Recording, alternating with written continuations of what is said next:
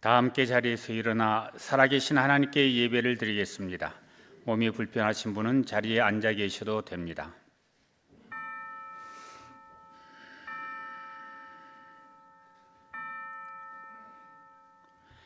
이날은 여호와께서 정하신 것이라.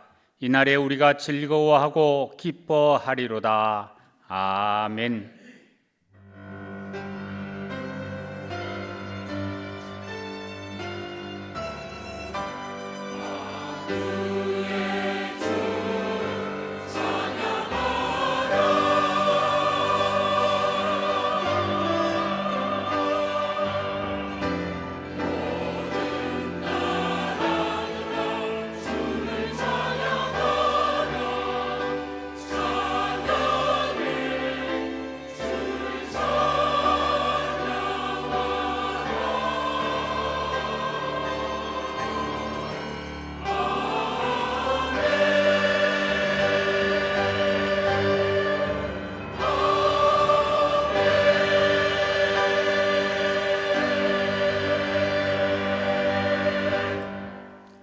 다 같이 찬송가 31장 1절을 부르시겠습니다.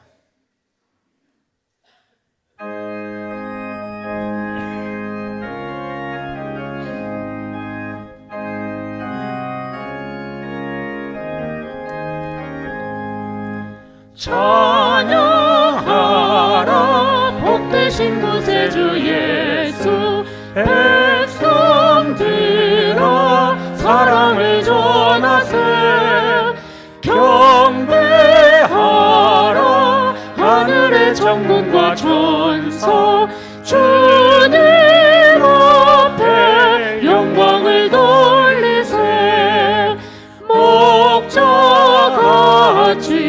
우리를 지키시고 종의 품에 늘 안아주시니. 찬양하라 높으신 권세를. 찬양 찬양 찬양 영원히 드리세. 지난 한 주간을 돌이켜보며 간절한 마음으로 참회의 기도를 다 함께 드리겠습니다.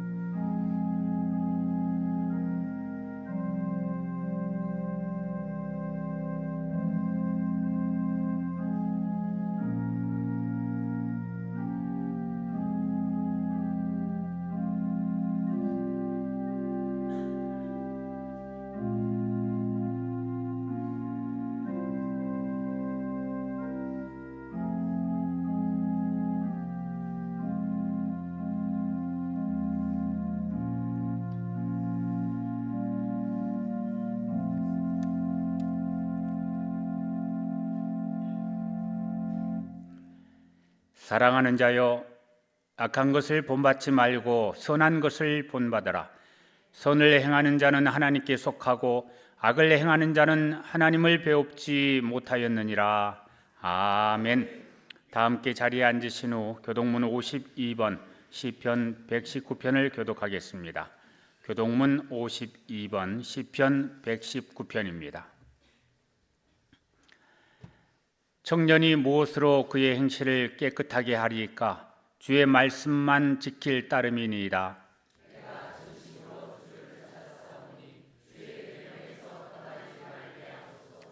내가 주께 범죄하지 아니하리 하여 주의 말씀을 내 마음에 두었나이다.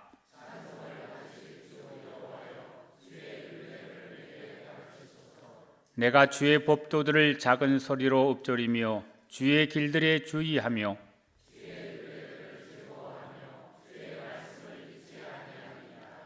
주의 법이 나의 즐거움이 되지 아니하였다면 내가 내 고난 중에 멸망하였으리이다.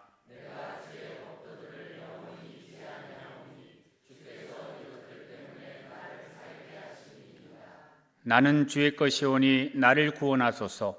내가 주의 법도들만을 찾았나이다.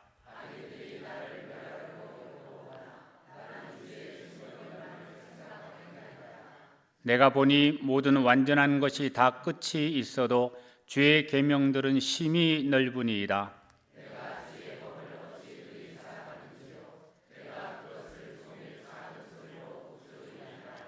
아멘.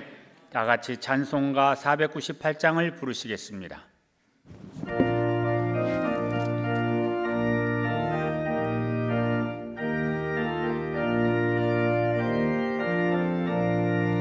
저 죽어가는 자 다 구원하고 죽음과 죄에서 건져내며 죄인을 위하여 늘 애통하며 예수의 공로로 구원하네.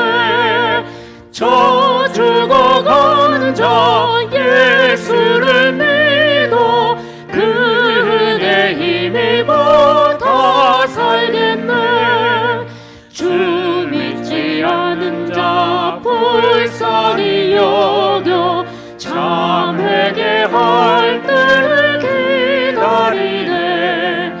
열심을 다하여 인도해보세. 예수를 믿으면 다 살겠네. 저 죽어가는 자 예수를 믿어 그 은혜 힘입어 다 살겠네.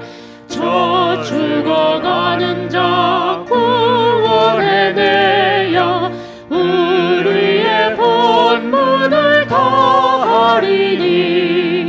예수의 구원을 전파할 때에 그 크신 능력을 다 주시네. 저 죽어가는 자 예수를 믿어 그 은혜 힘입어 다 살겠네.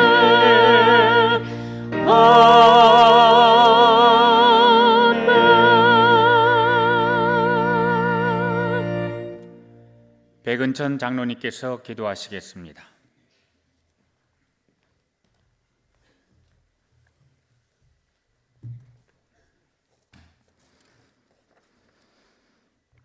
언제나 우리를 도우시고 소망 되시는 하나님께 감사하며 경배와 찬양과 영광을 온전히 올려드립니다. 한 주간도 분주했던 삶의 시간, 주님의 영광을 드러내기보다는 자신을 세웠고 말씀대로 살기보다는 인간의 보잘것없는 생각대로 살아온 죄를 고백합니다. 주님 불쌍히 여기시고 용서하여 주시옵소서. 주님 저희를 긍휼히 여기사 세상의 그 어떤 풍랑에도 넘어지지 않는 믿음 주시고 늘 깨어 기도하며 분별력 있는 지혜로 살아가게 도와주옵소서. 여러 가지 질병으로 고통 중에 있는 환우들 속히 치유되어 주님께 영광 돌리는 삶 살게 하옵소서. 어려움 당한 성도들에게는 힘과 용기를 주시옵소서. 지난주 이동규 목사님을 통해 부흥성에 넘치는 은혜라는 주제로 은혜 주심에 감사합니다. 이전보다 더 크신 은혜를 부어주심으로 더욱 힘있게 일어나 주님이 주신 사명을 감당하는 하나님의 착한 종, 충성된 일꾼으로 하나님의 교회가 세워지기를 원합니다. 성령의 충만함으로 구별된 순수한 신앙생활을 통하여 세상에서 빛과 소금의 역할을 잘 감당하며 세상에 나아가 본이 되는 그리스도의 삶으로 고난과 죽음, 사단과의 싸움에서 좌절하거나 실패하지 않고 승리한 바울의 삶처럼 그리스도를 본받아 순결하고 강인한 신앙을 가진 모든 성도가 되길 축복하여 주옵소서. 여호와의 말씀이니라. 너희를 향한 나의 생각을 내가 아나니 평안이요 재앙이 아니라 너희에게 미래와 희망을 주는 것이라. 너희에게 말씀대로 하나님은 견딜 만한 시련을 주시고 그 시련 뒤에는 더 큰 축복이 예비되어 있으니 이를 믿고 최선을 다하고 기도하고 간구하되 절대 포기하지 말고 큰 비전을 세워 위기가 기회로 회복되는 응답 이루어 주옵소서. 교회의 기원, 새롭게 하는 교회, 변화받는 교회, 분별하는 교회로 예배가 살아있는 교회로 세워 나아가는 각 태바 공동체 되게 하옵소서.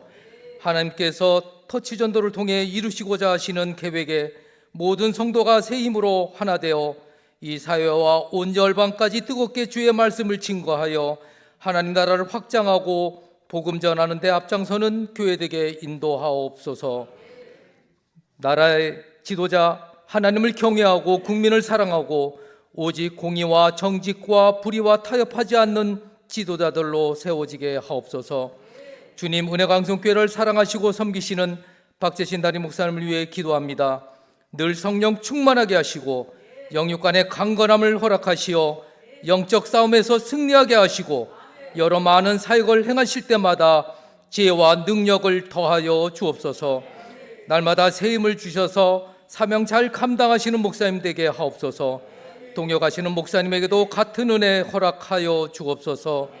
태바학교 자녀들 말씀 가운데 주님의 뜻을 발견하고 기도를 통해 소망을 품게 하시고 태바학교로 희망을 꿈꾸는 귀한 자녀들이 되게 하옵소서.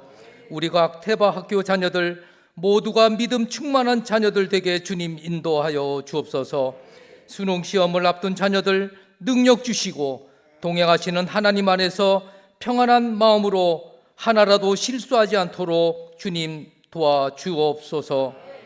이 일에 헌신하시는 강도사님, 전도사님, 모든 교사분들에게도 크신 은총 베풀어 주옵소서. 말씀을 전하시는 담임 목사님께 지혜와 권능 충만하게 하시고 권세 있는 말씀으로 성령 충만함 주시어 모든 성도들이 하나님을 사랑을 깊이 깨닫고 위로를 얻게 하시고 늘 기쁨으로 세상을 이길 수 있는 힘을 주옵소서. 찬양으로 영광 돌리는 나사렛 찬양대 찬양을 흠행하옵시며 생명의 근원 되시는 예수님 이름으로 기도 올려드립니다. 아멘.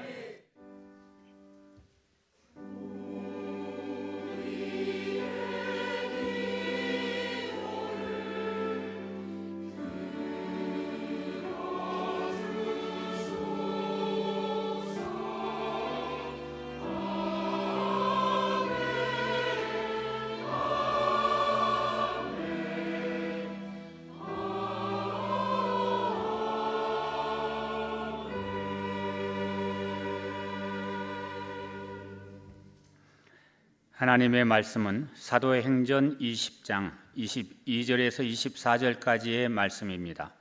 신약성경 223쪽입니다. 하나님의 말씀은 사도행전 20장 22절에서 24절까지의 말씀입니다. 신약성경 223쪽입니다. 보라, 이제 나는 성령에 매여 예루살렘으로 가는데 거기서 무슨 일을 당할는지 알지 못하노라. 오직 성령이 각 성에서 내게 증언하여 결박과 환난이 나를 기다린다 하시나 내가 달려갈 길과 주 예수께 받은 사명 곧 하나님의 은혜의 복음을 증언하는 일을 마치려 하면은 나의 생명조차 조금도 귀한 것으로 여기지 아니하노라. 아멘.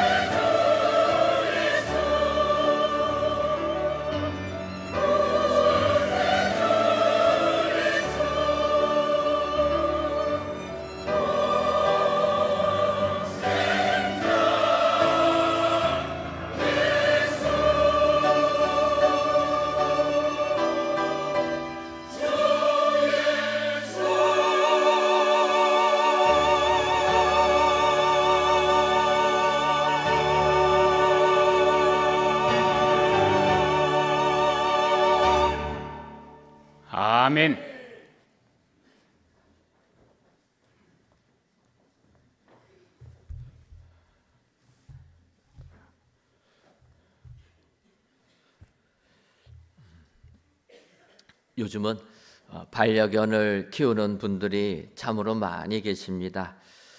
그도 그럴 것이 어느덧 콘크리트 빌딩들로 상징되는 도시에 살다 보니 우리가 생명을 접할 기회가 점점 사라져 이 생명력이 넘치는 반려견만 봐도 얼마나 사랑스러운지 모릅니다.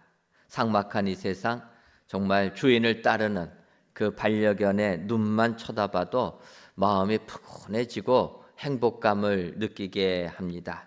그런데 이러한 반려견과 우리가 행복하게 같이 살아가려면 먼저 반려견을 잘 훈련시켜야 한다라는 겁니다. 왜냐하면 반려견도 아무리 우리가 같이 가정에서 생활하지만 동물이다 보니까 한순간에 이 동물의 본성, 야생성이 드러나게 되면 사람들에게 큰 피해를 주기 때문입니다.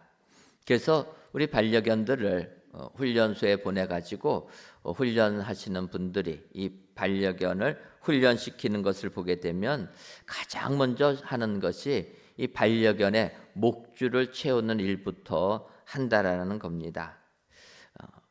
목줄이 채워지지 않으면 아무리 훈련을 시키려고 해도 훈련이 잘 되지 않습니다. 그러나 그렇게 입질하고 으르렁거리던 반려견도 한번 목줄이 채워지고 나면은 그 다음에는 이 훈련사의 지시를 잘 받게 되고 거기에서부터 훈련을 시작해서 이 반려견이 가정에 가도 그 가정에서 행복하게 생활할 수가 있기 때문이라는 겁니다. 사실 우리가 반려견들을 제대로 훈련하지 못하면 우리가 그런 말 하지 않습니까? 집에 키우는 개가 가정의 서열을 더 정확하게 한다. 그래서 우리가 생각하는 서열과 달리 이 동물들은 척 보면은 그 서열을 안다라는 겁니다.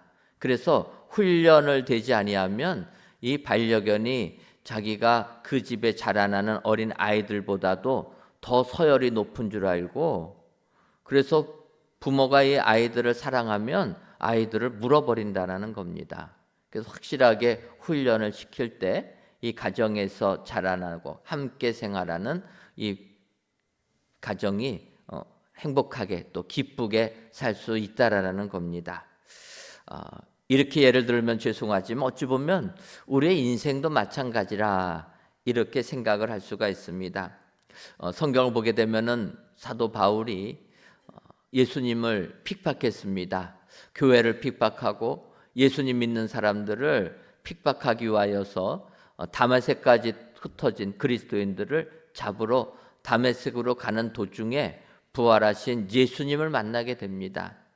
그리고 부활하신 예수님께서 사도 바울에게 하시는 말씀 중에 사도행전 26장 14절을 보면 우리가 다 땅에 엎드러짐에 내가 소리를 들으니 히브리 말로 이르되 사울아 사울아 내가 어찌하여 나를 박해하느냐 가시체를 뒷발질하기가 내게 고생이니라. 주님이 이렇게 말씀하셨다라는 겁니다. 사도 바울은 주님을 반대했습니다. 그런데 주님이 사도 바울에게 나타나셔서 하시는 말씀입니다. 왜 나를 박해하느냐? 가시체를 뒷발질하기가 내게는 고생뿐이다라는 겁니다. 여기서 이 가시체를 뒷발질한다는 게 무엇입니까? 그것은 우리가 아는 대로 말이 주인의 명령에 따라서 움직입니다. 그래서 주인이 달리라 하면 달리는 거고 멈추라 하면 멈추는 겁니다. 이럴 때 주인이 이 가시체를 가지고 지시를 하는 겁니다. 그런데 이 말이 주인의 명령에 불복종해서 달리라고 하는데 안 달리면 어떻게 됩니까? 그러면 맞게 되는 거죠. 잘하시네요. 달리라고 했는데 안 달리면 맞는다라는 겁니다. 가시체를 가지고 맞는다라는 거예요. 그것이 싫어서 말이 아무리 뒷발질 해봤자 어떻게 됩니까? 더 맞을 뿐이라는 겁니다. 그래서 주인이 달리라고 할 때 순종하고 달리는 것이 고생이 아니라는 겁니다. 그러니까 사도 바울을 부를 때 그렇게 말씀하시는 겁니다. 그래서 내 말에 순종하고 이제는 이방인의 사도가 되어서 주의 말씀을 증거해라. 주님이 사명을 주십니다. 그런데 우리 같으면 이렇게 억지로 매여서 사명받으면 우리들은 열심을 냅니까? 어떡합니까? 우리는 잘 안 한다라는 거예요. 내가 원하지 않기 때문에 내 자의가 아니고 억지로 끌려 나오게 되면 그냥 될 대로 되라는 식으로 하는 겁니다. 그런데 바울은 위대한 사역자가 된 게 그는 그렇지가 않았다라는 겁니다. 고린도후서 5장 14절 상반절을 보면 그리스도의 사랑이 우리를 강권하시는도다. 자기는 강제당했다라는 겁니다. 오늘 말씀처럼 성령에 매여졌다라는 거예요. 내 뜻대로 사는 게 아니라 주님이 억지로 하기 싫음에도 불구하고 강제로 끌고 오셨다라는 겁니다. 그런데 바울은 그것을 그래서 억지로 하는 거기 때문에 하기 싫다 이게 아니라 그리스도의 사랑이라는 겁니다. 이게 예수님이 나를 사랑한 거구나. 그렇다면 내가 원하지는 않았지만 주님이 나를 사랑해서 이런 사명 맡겼다면 그 사명을 사랑하고 더욱더 열정적으로 적극적으로 주의를 감당했다라는 겁니다. 사실 우리가 이 세상을 살다 보면 많은 사람들이 착각하고 살아갈 때가 많이 있습니다. 그것은 마치 내가 창조주같이 생각하는 겁니다. 내가 모든 것을 판단하고 내가 모든 것을 다 할 수 있다라는 착각 속에 사는 겁니다. 하지만 성경은 이야기합니다. 하나님이 창조주고 우리는 피조물이라는 겁니다. 여러분, 피조물이라는 게 무엇입니까? 피조물은 태어나고 보니까 있는 것 아닙니까? 쉽게 말씀드리면 우리가 한 부모의 자녀로 태어났을 때 우리는 부모를 선택한 게 아닙니다. 태어나고 보니까 우리 부모가 그런 분 아닙니까? 그래서 한창 누구도 못 말린다는 중2, 사춘기가 되면은 왜 나는 이런 부모 밑에서 태어났나? 그거 갈등하는 것 아닙니까? 태어난 걸 어떡합니까? 그거는 누구도 바꾸지 못하는 겁니다. 이 세상에서는 그래서 내가 태어난 것 때문에 불만을 갖는 분들이 많이 있는 겁니다. 더군다나 내가 왜 이 나라에 태어났는지, 내가 왜 이런 인종으로 태어났는지, 인종차별이 심하다 보니까 미국 같은 데서는요, 흑인으로 태어난 사람이 백인같이 되려고 피부 수술을 하는 겁니다. 근데 여러분, 아무리 수술한다고 그게 되겠습니까? 그게 아닌 거예요. 그런데 그것 때문에 그 사람들은 인생을 부정적으로 바라보고 왜 나의 삶은 이렇게 태어나고 이런 나라에서 태어나고 이런 인종으로 태어나서 이러한 고생 한가운데 있는가? 불평하며 살아간다라는 겁니다. 그런데 사도 바울은 세상을 그렇게 바라본 게 아닙니다. 예수님이 강제로 자기를 예수 믿게 하고 주의 일꾼 삼았는데 그게 그리스도의 사랑이라 긍정으로 바라봤다라는 겁니다. 그래서 주어진 내 일에 대하여서 최선을 다하게 열정적으로 뜨겁게 주의를 감당한 사람이라는 겁니다.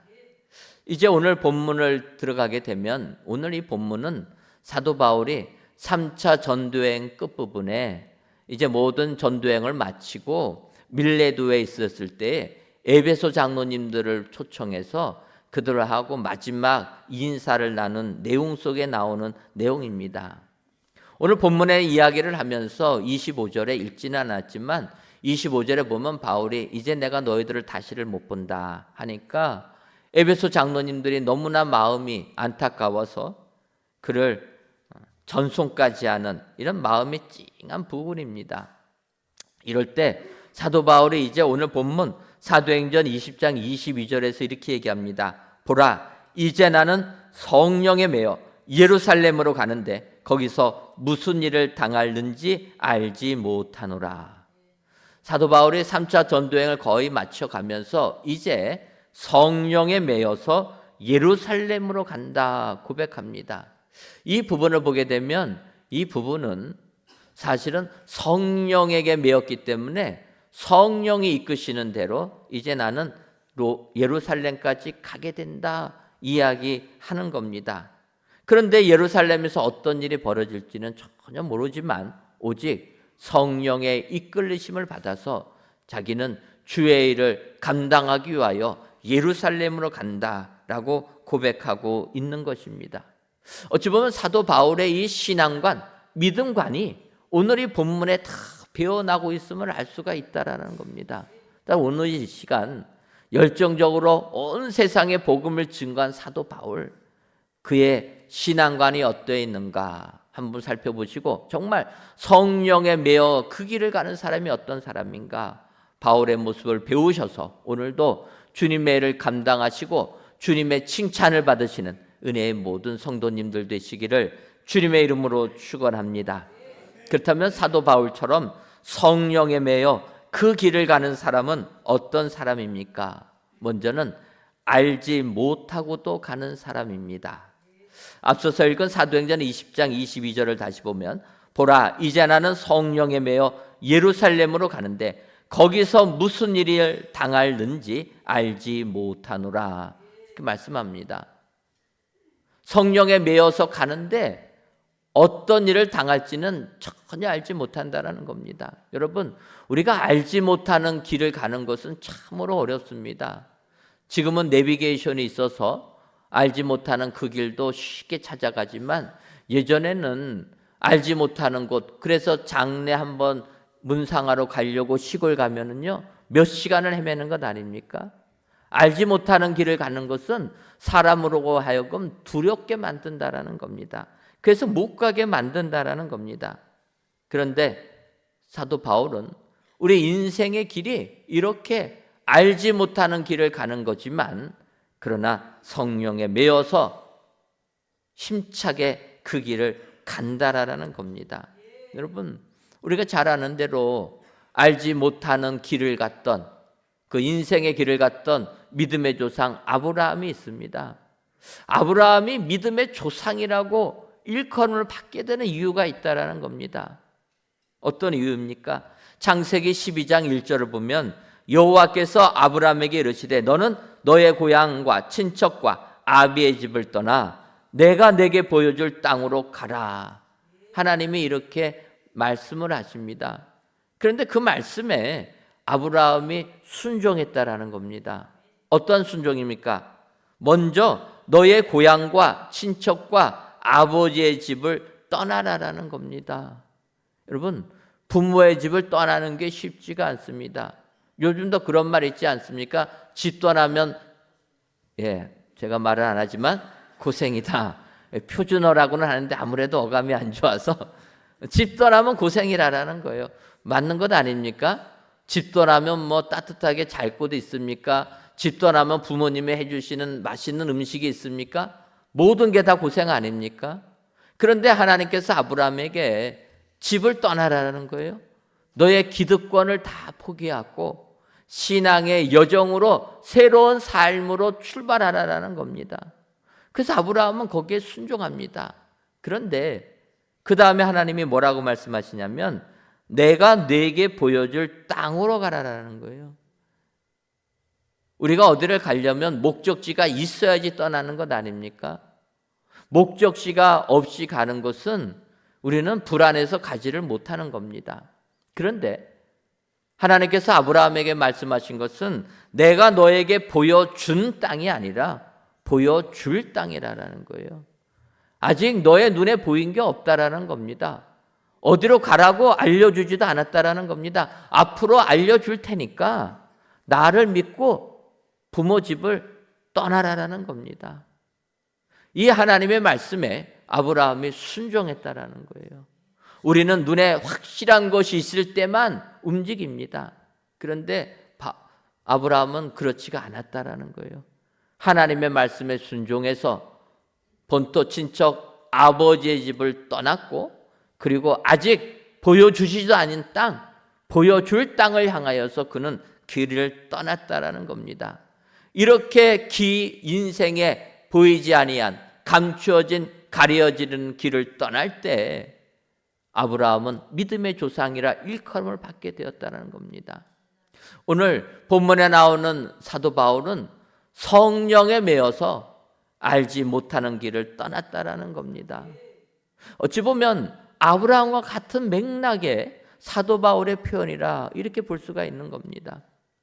바울은 뭐라고 얘기합니까? 성령에 매여 있다라는 거예요.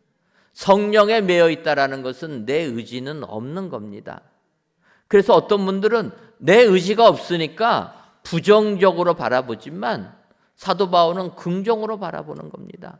성령에 매여 있기 때문에 성령님이 이끌어 주신다. 성령에 매여 있기 때문에 성령님이 인도해 주신다. 이 확신이 있기 때문에 그는 알지 못하는 그 길을 믿음으로 떠날 수가 있었다는 겁니다. 여러분, 우리의 인생이 얼마나 힘겹습니까? 우리의 인생은 그 길이 보이지 않는 감추어진 길이라는 겁니다. 그런 우리의 인생길을 살아갈 때 우리는 두려움 속에 살 수밖에 없습니다. 하지만 우리가 사도 바울처럼 성령에 매여 있다라면, 그래서 내 생각을 내려놓고 성령님께서 이끌어 주시는 대로 나간다면 우리는 알지 못하는 그 길, 우리는 떠나는 믿음의 사람들이 될 줄 믿습니다. 눈에 보이는 것은 없어도 성령님에 매여 있다라면 사도 바울처럼 위대한 역사를 이루는 축복자들이 다 되게 될 줄 믿습니다. 오늘 귀한 예배를 드리는 사랑하는 성도 여러분, 세상은 우리 보러 인생의 목표를 세워라, 인생의 방향을 세우고 내가 원하는 목표로 살아가라, 세상은 이야기하지만 성경은 성령에 매이라라는 겁니다. 내 생각을 버리고 성령에 매여 있으면 성령님께서 우리를 인도해 주신다, 약속해 주시는 줄 믿습니다. 오늘도 세상 두려움 속에서 내가 어떻게 살아가야 될지 낭망하고 방황하신 분들 안 계십니까? 내 생각을 버리시기를 바랍니다. 오직 성령에 매여 갈 바를 알지 못하여도 성령의 이끌리심을 받아 나아가게 된다라면 그 길은 생명의 길이요, 하나님으로부터 칭찬받는 축복의 길이 되게 될 줄 믿습니다.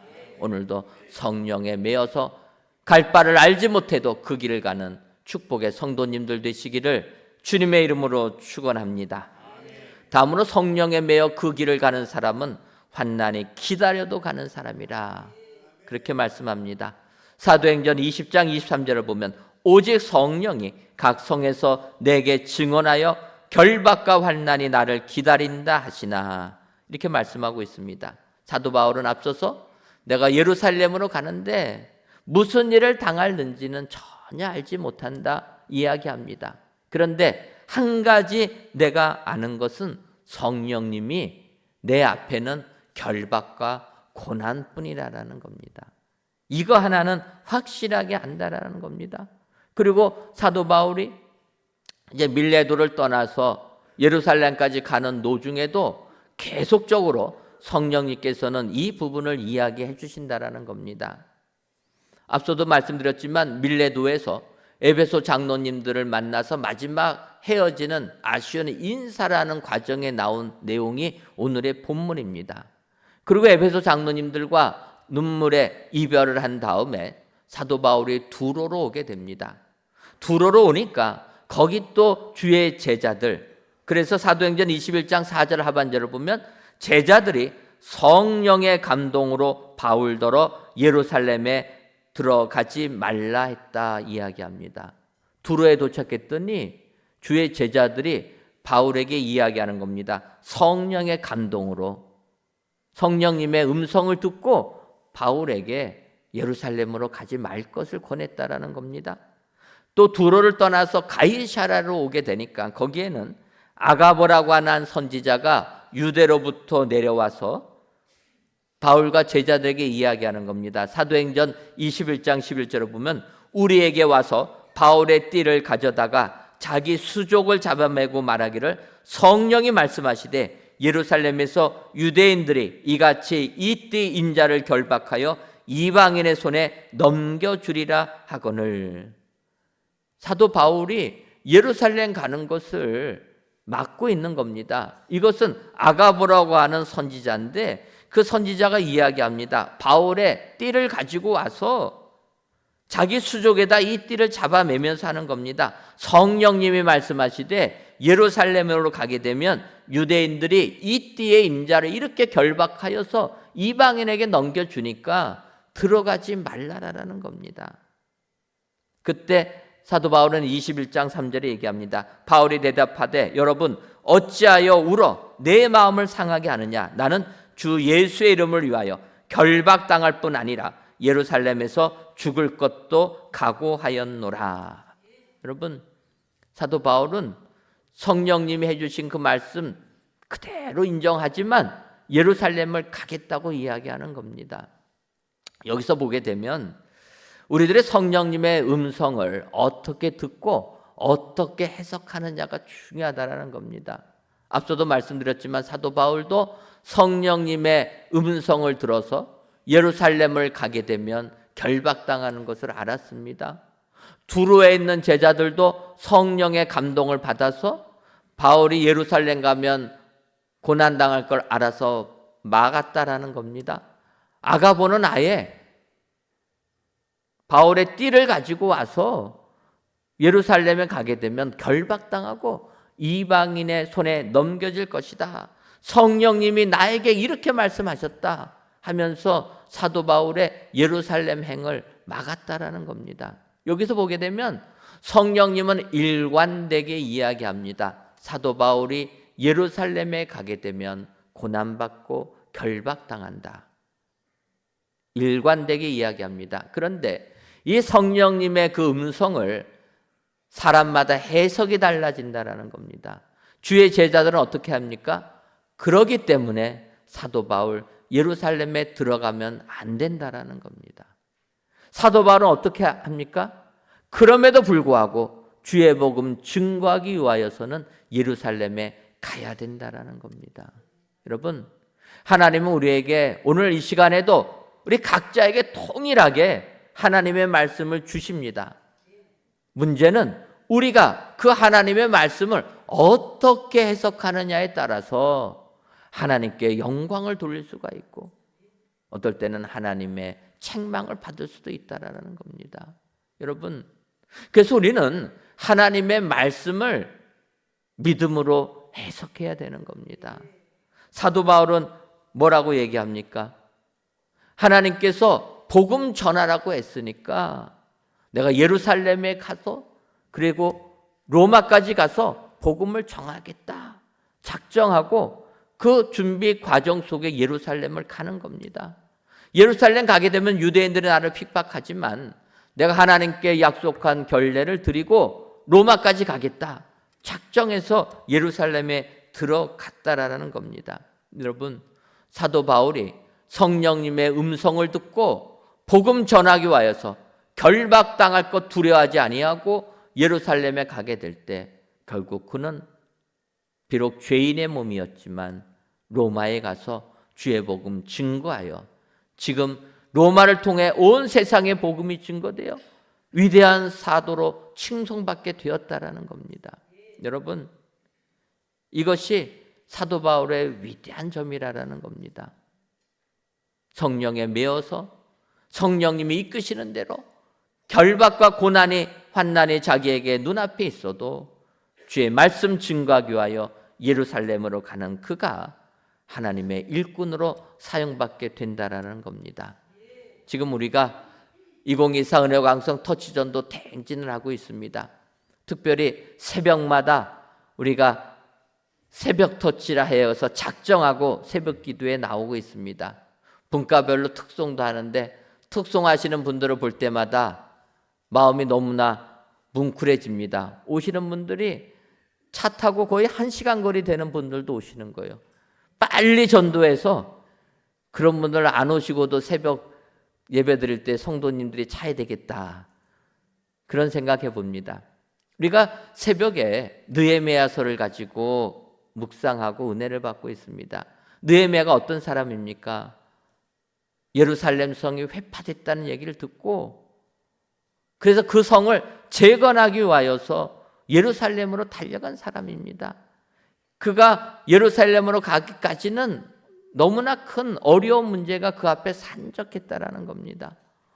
왕의 허락도 받아야 되고 가는 도중에 산적들의 위험도 이겨야 되고 또 성을 재건하려니까 물자도 있어야 됩니다.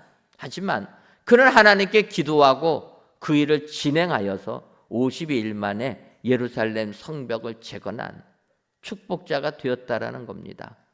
고난이 눈앞에 보여도 하나님의 말씀을 이루기 위해서 나아가는 자에게 하나님께서 은혜 내려주실 줄 믿습니다. 오늘도 사도 바울과 같이 환난이 나를 기다려도 나에게 주어진 길을 가셔서 하나님께 영광을 돌리시는 저와 여러분들 되시기를 주님의 이름으로 축원합니다.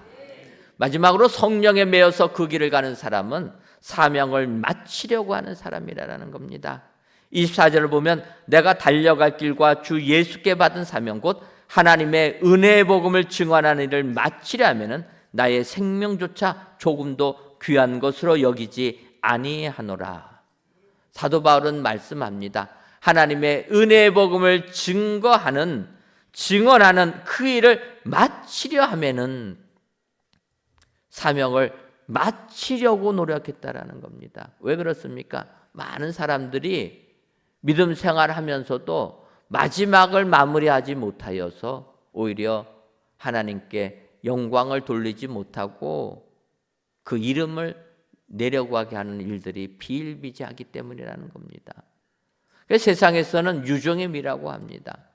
성경을 보게 되면 그런 일들이 너무나 많이 납니다. 그 유명한 다윗 왕 같은 경우도 얼마나 믿음의 본을 보이며 나라를 잘 통치했습니까? 하지만 다윗이 마지막 말년을 보게 되면 그도 하나님께 책망받는 일을 했다라는 겁니다.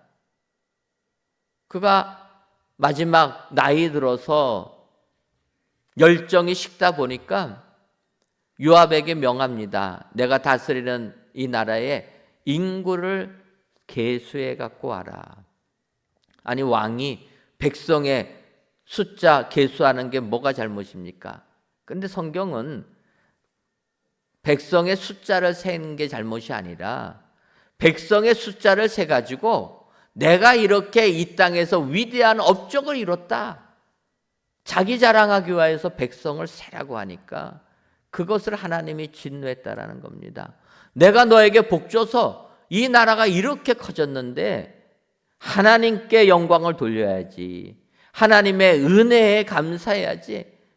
나의 나된 것은 오직 하나님의 은혜라. 하나님께 감사해야 되는데 이 민족 이렇게 부강한 나라 된 거 한번 숫자 세봐가지고 내가 잘했다. 자랑하기 위해서 숫자를 센 것 아닙니까? 요압이 아무리 말려도 다윗 왕의 명령이 추상과 같아서 결국은 숫자를 세가지고 보고합니다. 그 순간 어떻게 됩니까? 하나님의 진노가 임하게 되는 겁니다. 3일 동안 전염병이 내려서 예루살렘에서만 7만 명이 죽어나가게 되는 겁니다. 여러분, 다윗이 왜 그렇습니까? 말년에 나이 들을 때 이렇게 된다라는 거예요. 그것이 사무엘하 24장에 있는 말씀입니다. 사무엘 하서 마지막 장입니다. 그리고 시작하는 게 열왕기 1장부터 시작하는데 열왕기서 1장 1절에 이렇게 얘기합니다. 다윗 왕이 나이 많아 늙으니 이불을 덮어도 따뜻하지 아니한지라. 나이가 들어서 이불을 덮어도 따뜻하지 않았다. 뜨거움이 다 식어버렸다라는 겁니다. 여러분, 어떻게 요즘에 이불 덮으시면 따뜻하십니까? 요즘엔 보일러가 좋아서. 네, 여러분, 정말 나이가 들면 소화도 안 되고 혈액순환도 안 되고 이러지 않습니까?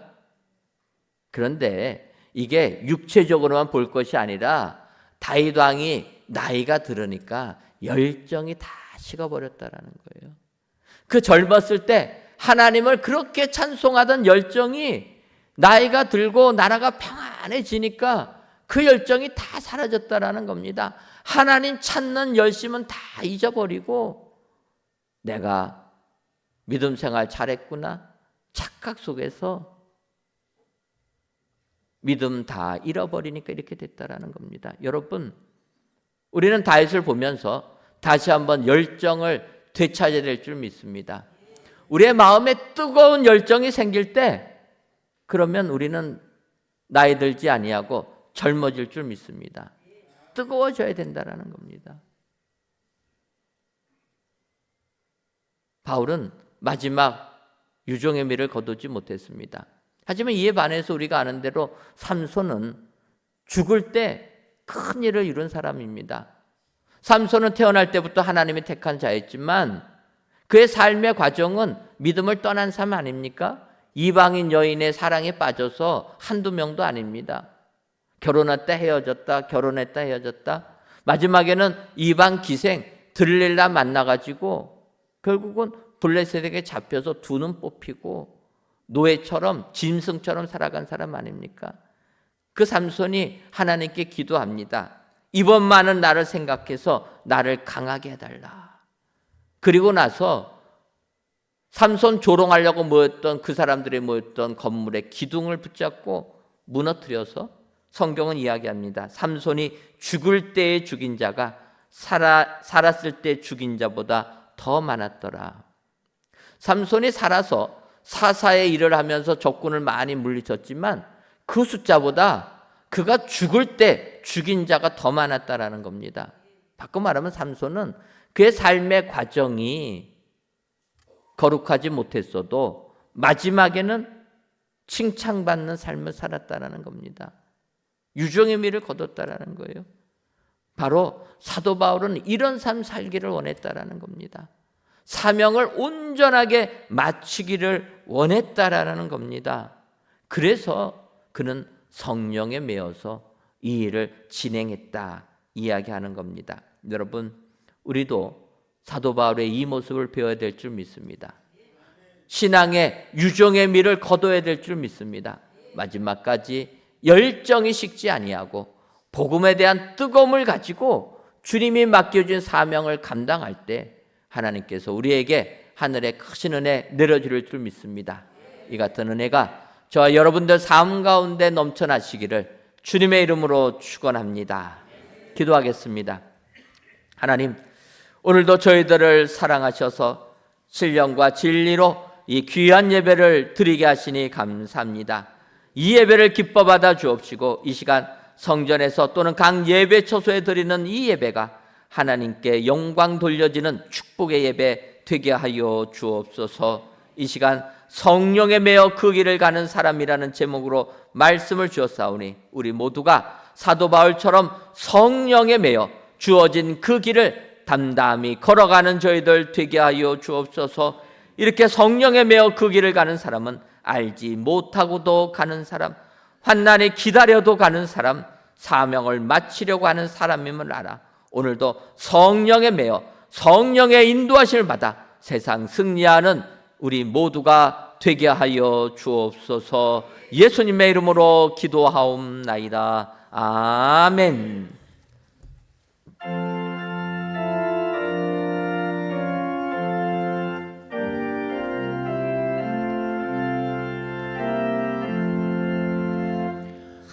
하나님 사랑은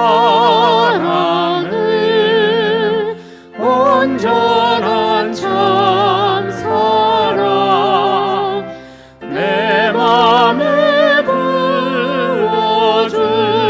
부어주시사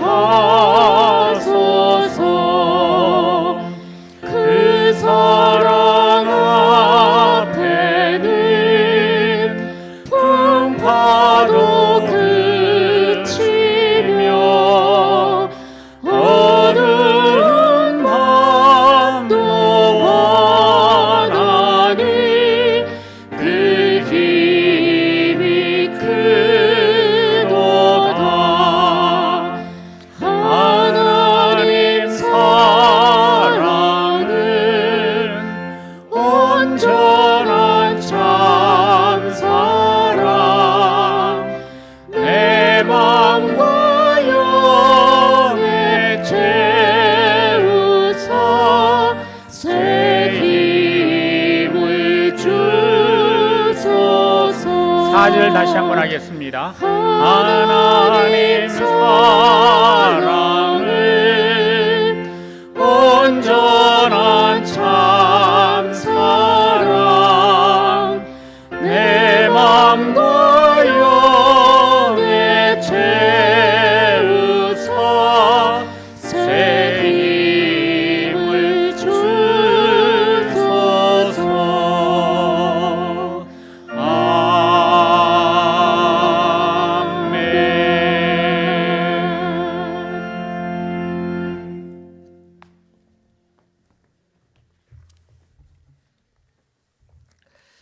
하나님, 이 시간 범사에 여러분에게 모본을 보여준 바와 같이 수고하여 약한 사람들을 돕고 또 주 예수께서 친히 말씀하신 바 주는 것이 받는 것보다 복이 있다 하심을 기억하여야 할지니라는 사도행전의 말씀을 의지하여 하나님께 귀한 예물들을 바칩니다. 드려지는 이 모든 예물들을 흠양하여 주옵시며 드리는 손길마다 하늘의 복을 충만히 받게 하여 주옵소서. 먼저는 약한 사람들을 도와주는 넓은 마음을 품게 하여 주옵소서. 그러기 위해 예수님께서 친히 하신 말씀, 주는 것이 받는 것보다 복이 있다는 말씀을 기억하고 실천하는 우리들이 되게 하여 주옵소서.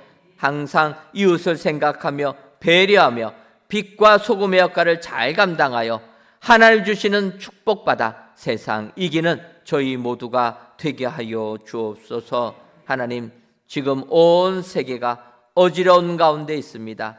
이 정치적으로나 경제적으로나 사회 문화적으로 대변혁기를 맞이하고 있는 이때 더욱더 하나님께서 이 세상에 임재하여 주셔서 이 세상을 예수님을 구주로 인정하는 거룩한 나라로 변화시켜 주옵소서. 예수님의 이름으로 기도하옵나이다. 아멘. 말씀을 생각하시면서 옆에 분들과 인사 나누도록 하겠습니다. 알지 못해도 그 길을 갑시다. 한 번 더 인사하겠습니다. 환난이 기다려도 그 길을 갑시다.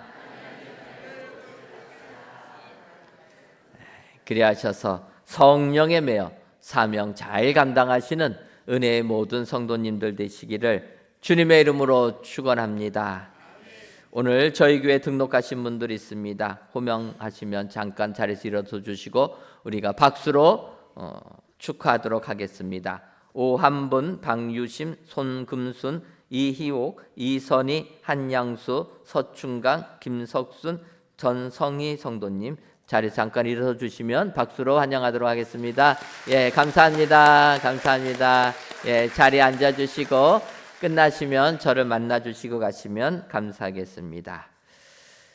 교회 소식입니다. 오늘 저녁 예배는 1부는 예배로 드리고 2부에는 찬양 대행지 및 스키 드라마로 진행합니다. 우리 찬양 대행지는 7개 분과별로 우리가 경연을 합니다. 여러분들 많이 준비하셨는데 오늘 저녁 예배 시간에도 많이 오셔서 은혜 같이 나눠주시면 감사하겠습니다. 지난주에 있었던 2024년 은혜광성 가을 부흥성회가 은혜 중에 마치게 되면 하나님께 감사를 드리고 부흥성회를 위하여서 봉사와 찬조해 주신 모든 분들께 감사를 드립니다. 2024년도 은혜광성 터치자도 대행진이 은혜 중에 진행되고 있습니다. 24일 주일까지 우리 모든 성도님들의 기도와 참여를 부탁을 드립니다. 터치전도 대행진은 1년에 한 명 세례교인을 세우자라는 이 주제를 가지고 하는 전도 운동입니다. 그래서 우리가 한 명이라도 1년에 한 명 예수 믿게 하기 위해서 기도하는 건데 터치전도 대행진 시작할 때 예비교인 작정서를 받았습니다. 3분씩 좀 써달라 했는데 안 내주신 분들이 계십니다. 여러분 내 주변에는 3분 그래서 왜 안 내셨냐 했더니 주변에 3명이 없어서 안 썼다는 거예요. 여러분 그런 의미가 아닙니다. 이거 써달라고 하는 거는 기도하기 위해서 제출해 달라고 하는 겁니다. 내 주변에 한 명만 있으면 한 명을 써주시면 됩니다. 왜냐하면 우리는 능력이 없어도 성령님이 역사해 주시면 그들에게 임하여서 예수 믿게 하는 축복이 임할 수 있습니다. 그러려면 우리의 기도가 필요하기 때문에 기도하기 위하여서 이름을 제출해 달라는 겁니다. 그럼 우리 기도분과위원회에서 우리가 그 목록 다 적어갖고 지금 기도하고 있습니다. 그러니까 나 혼자만 기도하지 말고 우리가 합심해서 중보기도해서 이번 기회에 전도하자, 이 주제 갖고 하는 거니까 예비군 작정서 안 써준 분들은 한 명이라도 두 명이라도 나가시다가 꼭 써주시고 또 카톡을 통해서도 써줄 수 있습니다. 그래서 나만 마음에서 기도하는 게 아니라 우리 온 교우가 함께 기도하자, 이런 목표 갖고 하는 거니까 안 쓰신 분들은 안 믿는 자들 작정하셔서 이름 제출해 주시면 감사하겠습니다. 오늘부터 16일까지는 열정터치 주간으로 열정터치 분과에서 예배와 새벽 기도에 인도를 합니다. 수능 시험을 치르는 학생들을 위한 학부모 기도회가 수능 당일은 이번 주 목요일 14일입니다. 오전 8시 40분부터 시험 시간과 동일하게 아가페 채플에서 기도합니다. 수험생 자녀를 두신 분들은 아가페 채플 나오셔서 당일날 집에 계시지 마시고 성전에 나오셔서 기도해 주시면 감사하겠습니다. 청년부 연합제자학교는 은혜 중에 진행되고 있고 2022년도 북인도 단기 선교 대원을 오늘까지 모집합니다. 단기 선교 가시기 원하시는 분들은 오늘까지 교회 사무실이나 선교 담당 교육자에게 신청해 주시기 바랍니다.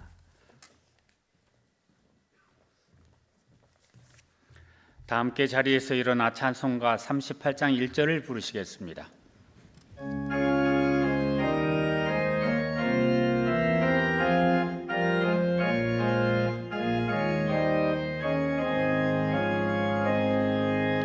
예수 우리 왕이여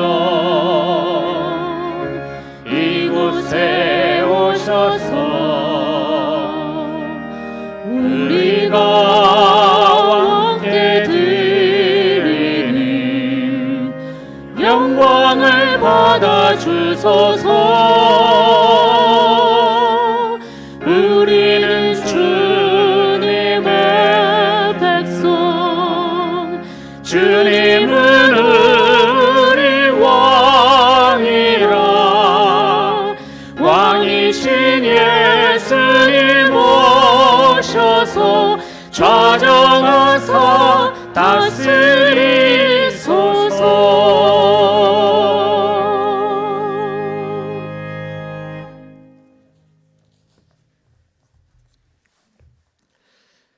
이제는 우리 주 예수 그리스도의 크신 은혜와 하나님 아버지의 한량없는 사랑하심과 성령님의 교통하심이 성령에 매여 주신 사명 잘 감당하기로 다짐하는 사랑하는 은혜광성교회 모든 성도님들 외와 속한 가정 위에 이제로부터 영원토록 함께 있을지어다. 아멘.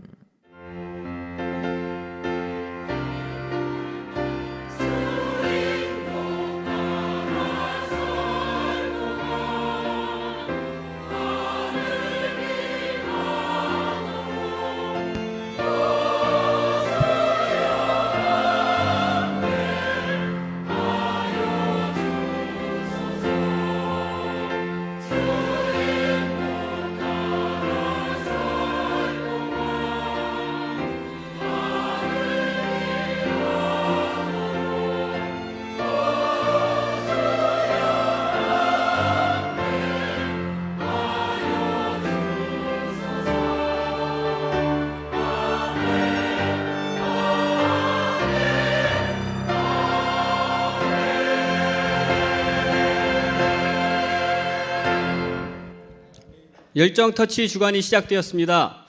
구호 외칠 때 열정적으로 우리 외치고 나아가도록 하겠습니다. 구호 준비! 은혜강서! 구호 시작! 터치데이 1124 1500 할 수 있다! 하면 된다! 해보자! 할렐루야!